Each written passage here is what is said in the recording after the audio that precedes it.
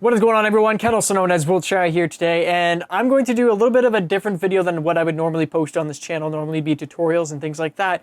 However, this is about a tutorial, but I won't be making it. I will be criticizing a tutorial made by The Verge, and this is a notoriously bad video, apparently. I haven't watched it yet, so this will be interesting to watch, but I've been told it is extremely bad, and it's full of things that you just shouldn't do when building a gaming PC. So we're gonna watch it together. I'm going to give my opinion on it and what I think of it. So here we go. Let's just go ahead and click the play button. So a few years ago, TC, or managing editor, Hi, Stefan. You probably shouldn't have included your Twitter handle here because I imagine you're just gonna get absolutely flamed from the internet for this video, from what I've been told is wrong with this video. It's kind of out of date, and it's definitely not going to hold up for Battlefield 5. So let's build a new one. You can build a gaming desktop for around $1,000. Which is true. I want to go all out, so I spent around $2,000. $2,000 is a decent chunk of change for a gaming PC. Most games at ultra settings. So what do you need to build a desktop? Well, of course, first you need a table. Preferably not metal. Hold on, time out. Time out. First, you're gonna need a table. Where else are you gonna build this thing? Like, you're not going to suspend it in the air and then build the PC or build it on your lap. Like, that's just common sense that you're gonna need a working surface area to build a computer. That's just, why even say that? Okay, all right. So we're off to a good start by the sounds of it. If it's going to be metal, have an anti-static working surface. Okay, that's true. On top of it, a thermal paste applicator, an Allen wrench. Why is he recommending an Allen wrench? I have never built a computer in my life that requires an Allen wrench. It's not like we're building IKEA furniture here. It's pretty simple to build a computer. It's what I call adult Lego. It only fits in one place. If you have to force it to fit, it's not the correct area for a part to fit in. Oh well, thermal paste applicator you really don't need, really. Unless you have a Threadripper, then maybe. I haven't used it on my Threadripper, but for the most part, you can just make a pea-sized blob of thermal paste on the IHS of the CPU, and it will spread out evenly when you go to put the cooler on top. So it's not really needed either. Some tweezers to tighten up the wires. Hold on, did he just say tweezers? He just said tweezers, didn't he? Those are zip ties. Ooh, this is not turning out good already. All right. A Swiss Army knife, which hopefully has a Phillips head screwdriver in it. A Swiss Army knife that hopefully has a Phillips head screwdriver in it. No. How about just get a proper screwdriver like the one I have here. And last but not least, an anti-static bracelet, which is to protect you that's true. and the parts. These are the parts you're going to need, but more importantly, before we get... Hold on. That's not an anti-static bracelet at all. There's no ground wire coming off of it. He's not connected to anything. That looks like the bracelet I'm wearing. Like this looks like one of my silicone bracelets that I wear. That's not gonna work at all. Don't listen to this person. This is really bad so far. Like, no. And now we're really gonna start building by adding the motherboard in. Some notes about installing motherboards: they're really delicate. You should be really careful with them. And screw in with confidence, but also don't screw in too hard, otherwise screw in with confidence. I don't think I've ever heard anybody say that when installing a motherboard. Screw in with confidence. For me, it should just be wrist tight, as I like to say. Like, you shouldn't over torque it to the point where you feel like it's gonna snap. As soon as you start feeling a little resistance, that's all you need, really, when you're screwing in anything when it comes to a computer. Don't like refit just right tight, because then you either might strip it or damage the part if you're going to torque it too much. Chose Asus's Z370 motherboard for two main reasons. One, it has built-in Wi-Fi and Bluetooth, and also it has support for NVMe SSDs, meaning you can get really fast SSDs that are really easy to install. Pay close attention to the brace that goes at the back of the computer. You always have to make sure that you really hammer it in. Do you just call the I/O shield a brace? No, not. Okay. That's actually an I/O shield. That's not called a brace, just so you know. And those things are a bitch to get in. They are not fun. That's why my new motherboard actually has the I/O shield attached to the motherboard. So that's a good thumbs up for me, Asus. Thank you for doing that, because I hate dealing with those things because they clip in and they're not that fun to deal with. So next we're going to install the RAM on the motherboard. I chose Corsair's 16GB Vengeance LED RAM. Not bad RAM. For two main reasons. One, it has LEDs and we do like lights in our gaming desktops. Secondly, it's pretty fast RAM. It's 2666 megahertz, I believe. So it's pretty. That's not that fast for DDR4 memory. That is very, very slow, actually. Normally, DDR4 performance gaming RAM, or whatever you want to say, is around the 3000 mark. For example, the RAM that I have in my Threadripper build is 3200 megahertz. I could go a little bit higher, but it's more money, obviously. But 2666 is not that fast when it comes to DDR4 memory. That would be classified as really fast on DDR3, but for DDR4, not so much. Let's pretty fast. see how he This installs motherboard these things. supports that speed, which is most important. Open the slots first, Okay. and just aligning the stick with the middle of the strip, not with the end, and just lining that up with the logo. So once you hear that solid clasp and you don't see the gold connectors on the side anymore, that's when you know the RAM is in. Step 3, we're going to install... Hold on. What is that? What is this right here? Oh no, he installed the memory wrong. Oh no. You're never supposed to install a memory side by side like that. So rip dual channel support on his motherboard if he's going to run his RAM like that. You're actually supposed to run your RAM with one slot in between. So they have what's called A1 and A2. So A1 is usually on the far left, and then A2 is usually the third slot from left to right. So it goes A1, B1, A2, B2, usually if there's 4 slots on a motherboard. And that is not how you install RAM at all. I mean, I made that mistake the first time I built my computer, so I mean, I'm guilty of that, but you should always check the manual of your motherboard because that is not great at all. Like, his RAM is going to be running at a slower rate because it's not running in dual channel. So, yeah. Ooh. Step 4, we're going to install the graphics card. I chose PNY's GTX 1080, which is overclocked. And so it's a pretty easy installation. You're just going to find the gold connectors. And you're going to line this bracket with the back end bracket of your PC case. Man likes to say bracket a lot. You mean PCIe slot. And he doesn't really go in depth in that you should unlock the PCIe slot on your motherboard. There's usually a lock, like a little button that you press on the end, and that locks the graphics card in usually. And you won't be able to put the graphics card in if you don't push that lock down when you go to install that. And they don't really show that.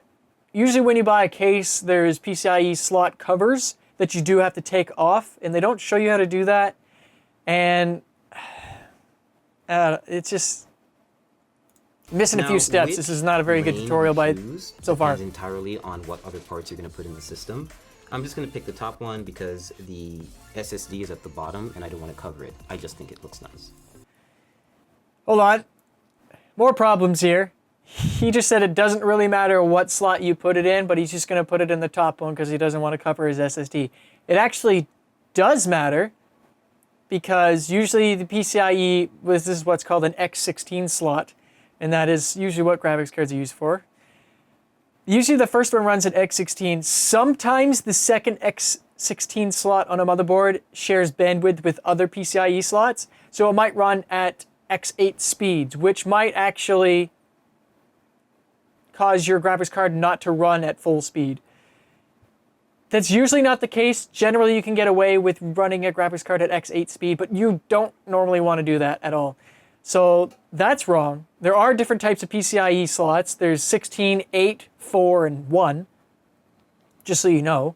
And you should be aware that there's obviously different types of PCIe slots or lanes or whatever you want to call them.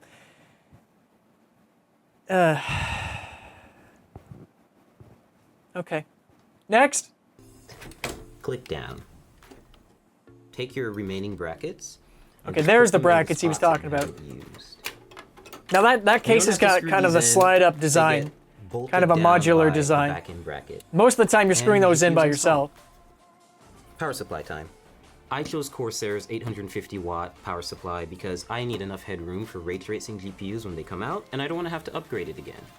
So all you have to do is take the brick. The brick. Take the brick. That's just, you could just say take the PSU or take the power supply, not the brick.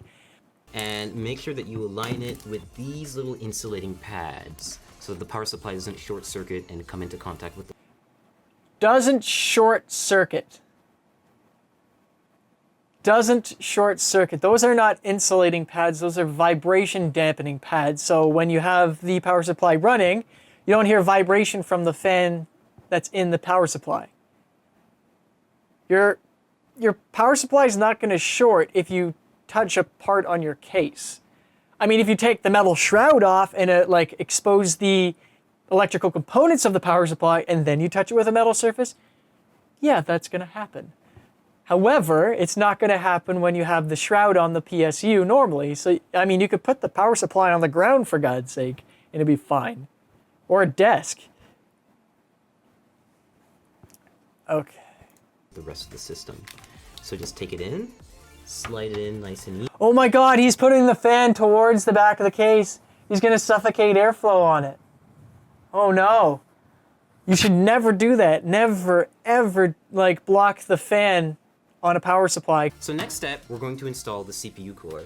In this case, it's going to go on the top end of the case, and we're just going to have the hose hang out for a little while until we install the processor, which is going to come a little later. Okay. Always be sure to try to place it in the system first. I can see the table through the fins of the radiator. He does not have fans on that.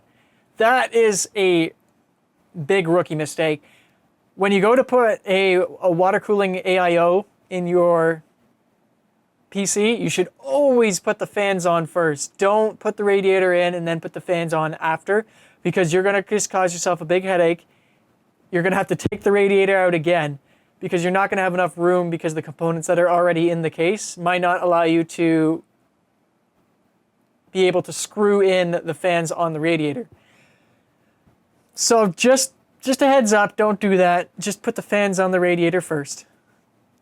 Unless you plan on putting the fans on the outside of the case, which not a whole lot of fans, or cases rather, support fans in that way.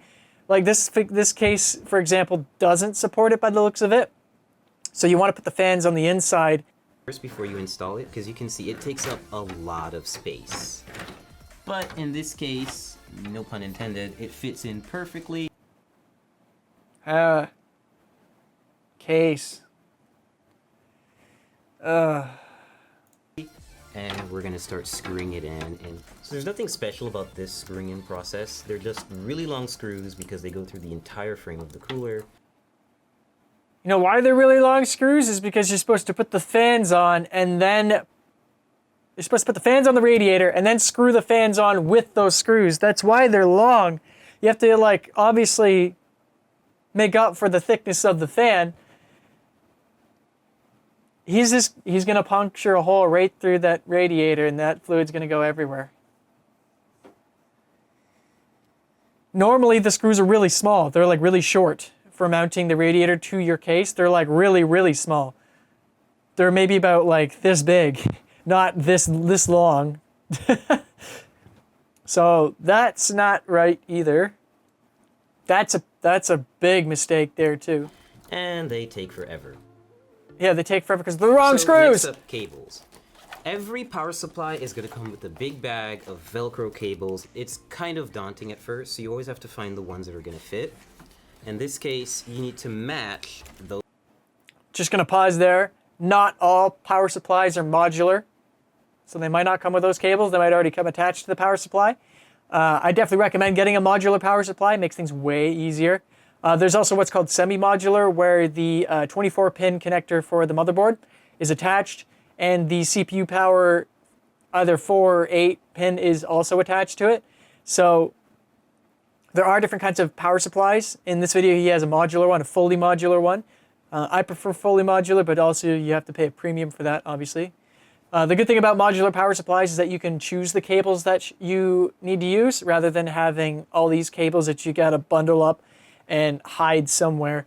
And having excess cables throughout your case obviously affects airflow too. So definitely go with semi or fully modular power supplies, not the ones that have the spaghetti coming out of them. Installing the CPU, the heart of the computer Oh or dear. the brain. Considering you've fucked up everything so far, I have no faith in you putting the CPU properly in its socket. So far this is a really bad video to guide people after they've spent $2,000 on the parts. Like, they're just going to end up with a $2,000 brick or doorstop. This is not good. To do this, we're just going to remove the plastic covering that they put on the motherboard. We're just going to take this little plastic part out.